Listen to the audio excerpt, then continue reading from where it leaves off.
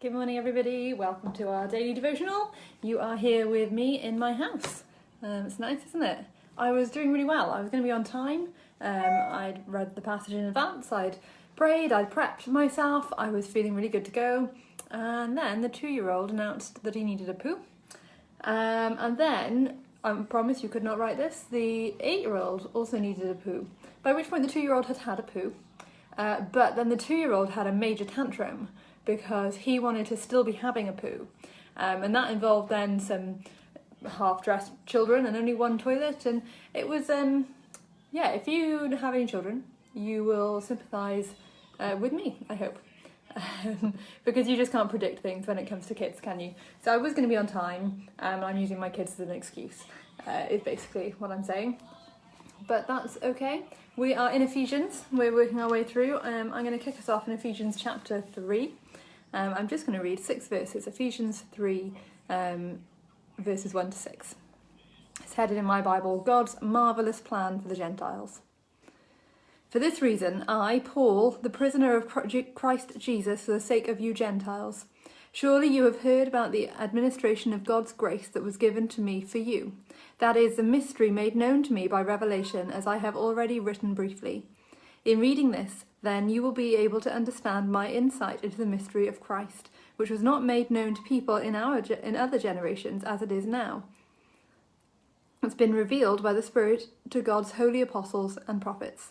This mystery is that through the gospel, the Gentiles and heirs together with Israel, members together of one body, and sharers together in the promise in Christ Jesus.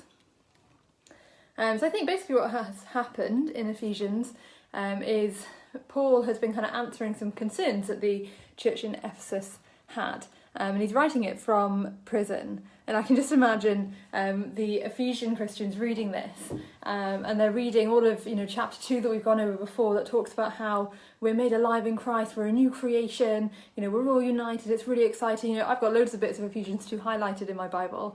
In him, the whole building is joined together, all of this really exciting stuff in Ephesians 2. And the Christians in Ephesus are sitting there and they're thinking, hang on, it doesn't look like that now. They're looking around them and thinking, we are being persecuted, like we're not recognised as real people, there's no unity here. And then they're looking at Paul and they're saying, but Paul, you're in prison for what you believed. Paul writes in Ephesians 2 about rebuilding a holy temple together and all of this unity. And they're like, yeah, but when you tried that here, it didn't go very well. And when you tried that in Jerusalem, it didn't go very well. You were put in prison, you were threatened with death because of all of that. How can you say that we are united and that we are in a new creation with Jesus when you are in prison, when this is happening around us? And so then Paul begins chapter 3 by saying, yeah, I'm in prison, but I'm in prison because this is exactly where Jesus wants me to be. And I'm in prison so that you will understand what it really looks like to be united under Christ, what it really looks like to be made alive in Christ, because it doesn't look like what the world thinks it should look like. It looks like being in prison. It looks like being persecuted.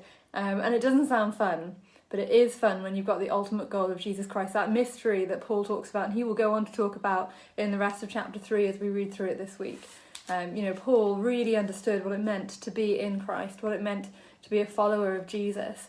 And yes, he knew that it meant unity, and it meant glory, and it meant eternal heaven happiness.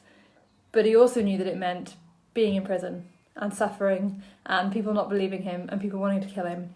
And he got that, and he wanted the church in Ephesus to get that. And we need to get that as well. If your Christianity is safe, if your Christianity is comfortable, then I want to challenge you that maybe you're not doing Christianity right. It's supposed to be dangerous. It's supposed to be hard. It's supposed to be, scary. That's what it is. And the new Christians lived that.